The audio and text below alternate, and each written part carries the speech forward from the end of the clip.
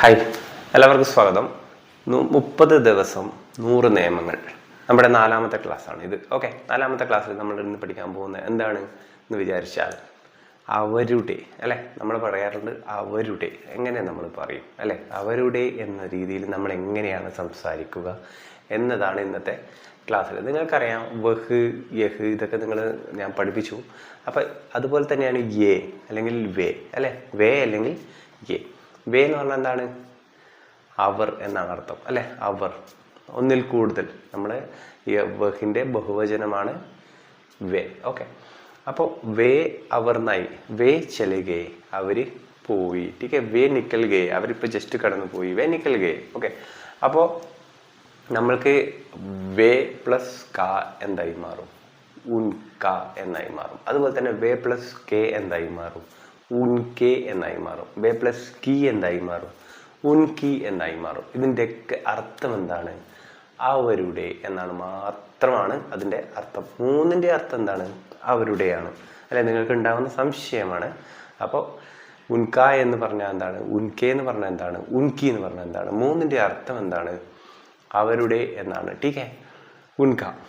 അപ്പോൾ ഇതെങ്ങനെ ഉപയോഗിക്കുന്നത് അത് നിങ്ങൾക്ക് അറിയണ്ടേ. ഉൻക, ഉൻകെ, ഉൻകി എങ്ങനെ ഉപയോഗിക്കും? നമുക്ക് തൊട്ടടുത്ത ശബ്ദം എന്താണോ ആ ശബ്ദം പുല്ലിംഗമാണോ സ്ത്രീലിംഗമാണോ അത് ഡിപ്പെൻഡ് ചെയ്താണ് നമ്മൾ ഈ അവർ, അവരുടെ എന്ന് ഉപയോഗിക്കുന്നത്. ഓക്കെ, ഒന്നിൽ കൂടുതൽ ആൾക്കാരുടെ നമുക്ക് പറയാൻ വേണ്ടിയിട്ടാണ് നമ്മൾ അവർ നിന്ന് ഉപയോഗിക്കുന്നത് അല്ലേ. അപ്പോൾ അവരുടെ എന്ന് പറയണമെങ്കിൽ എന്ത് വേണം? ഉൻക, ഉൻകെ, ഉൻകി എന്ന് ഉപയോഗിക്കണം. ഓക്കെ, അപ്പം നമുക്ക് ഒരു 3 ഉദാഹരണം അത് ഇതേ പ്രകാരം ഞാൻ പറഞ്ഞുതരാം. അതായത് ഉൻക, ടീക്കെ, ഉൻക എന്ന് പറഞ്ഞാൽ എന്താണ്? അവരുടെ. ഉൻകയുടെ നെക്സ്റ്റ് ഞാനിപ്പോൾ ബായി ഇട്ടു. ബായി എന്ന് പറഞ്ഞാൽ സഹോദരൻ. ഓക്കെ, അപ്പോൾ ഉൻക ബായി. ഉൻക ബായി എന്ന് പറഞ്ഞാൽ എന്താണ്? അവൻ്റെ സഹോദരൻ അല്ലേ. ഉൻക ബായി, ഉൻക ബായി ഏക്ക് വക്കീൽ ഹെ എന്ന് പറഞ്ഞാൽ എന്താണ്? അവരുടെ സഹോദരൻ ഒരു വക്കീലാണ് അല്ലെ. അപ്പോൾ ഉൻക ബായി ഏക്ക് വക്കീൽ ഹെ എന്ന് പറഞ്ഞാൽ എന്താണ്? അവരുടെ സഹോദരൻ ഒരു വക്കീലാണ്. ടീക്കെ, അതുപോലെ തന്നെയാണ് ഉൻകി ബഹൻ, ഉൻകി ബഹൻ ഏക്ക് ഡോക്ടർ ഹെ. ഉൻകി ബഹൻ ഏക്ക് ഡോക്ടർ ഹെ എന്ന് പറഞ്ഞാൽ എന്താണ്? അവരുടെ സഹോദരി. ഉൻകി വന്നു, കാരണം എന്താണ്? ബഹൻ ഒരു സ്ത്രീലിംഗ ശബ്ദമാണ്. അപ്പം എന്താ? ഉൻകി ബഹൻ ഏക്ക് ക്യാ ഹെ ഡോക്ടർ ഹെ എന്ന് പറഞ്ഞാൽ എന്താണ്?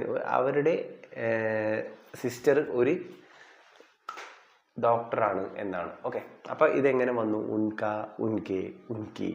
ഓക്കെ, ഇത് ഡിപ്പെൻഡ് ചെയ്താണ് നമ്മൾ എന്ത് പറയുന്നത്, സെൻറ്റൻസുകൾ ഉണ്ടാക്കുന്നത്. ഓക്കെ, അതുപോലെ തന്നെയാണ് ഉൻകെ എങ്ങനെ വരുക?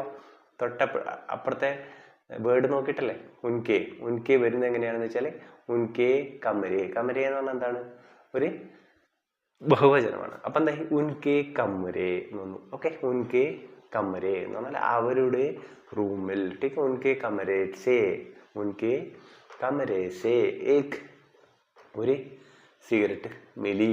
സിഗരറ്റ് മിലി, കാരണം എന്താണ്? മിലി വന്നു, കാരണം എന്താണ്? സിഗരറ്റ് എന്ന് പറയുന്ന ഒരു സ്ത്രീലിംഗ ശബ്ദമാണ്. ഓക്കെ, അങ്ങനെയാണ്. അപ്പോൾ ഉൻകെ കമരെ സേ ഏക് സിഗരറ്റ് മിലി. ഓക്കെ, അങ്ങനെയാണ് സെൻറ്റൻസുകൾ ഉണ്ടാക്കുന്നത്. ഓക്കെ, അതുപോലെ തന്നെയാണ് ഉൻക. ടീക്കെ, ഉൻക അല്ലെങ്കിൽ ഉൻകെ, ഉൻകി ഇതൊക്കെ ഉപയോഗിക്കുന്നത്. സെയിം ടൈം യേ നിങ്ങൾക്കറിയാം എന്താണ്? ഇവർ എന്നാണ് അല്ലെ. ഇവർ എന്നാണ് അർത്ഥം. അപ്പോൾ എന്താ? ഈ എ പ്ലസ് കായാണ് ഇൻകെ ആയി മാറുന്നത്. ടീക്കെ, എ പ്ലസ് കെ ആണ് ഇൻകെ എന്നായി മാറുന്നത്. എ പ്ലസ് കി ആണ് ഇൻകി എന്നായി മാറുന്നത്. സെയിം ആണ്. നമ്മൾ സെയിം എങ്ങനെയാണ് അവരുടേന്ന് ഉപയോഗിച്ചത് അതുപോലെ തന്നെയാണ് ഇവരുടേതെന്നും ഉപയോഗിക്കുന്നത്. എങ്ങനെ ഉപയോഗിക്കാം? ഇൻകെ, ഇൻക ബായി, അല്ലെങ്കിൽ ഇൻകി ബഹൻ, ഇൻകെ ബേട്ടെ, അല്ലെങ്കിൽ ഇൻകി ബേട്ടിയ. ഓക്കെ, അപ്പം നമ്മൾ ഈ 4 രീതിയിലാണ് സെൻറ്റൻസുകൾ ഉണ്ടാക്കുന്നത്. എങ്ങനെയാണ് ഉണ്ടാക്കുന്നത്?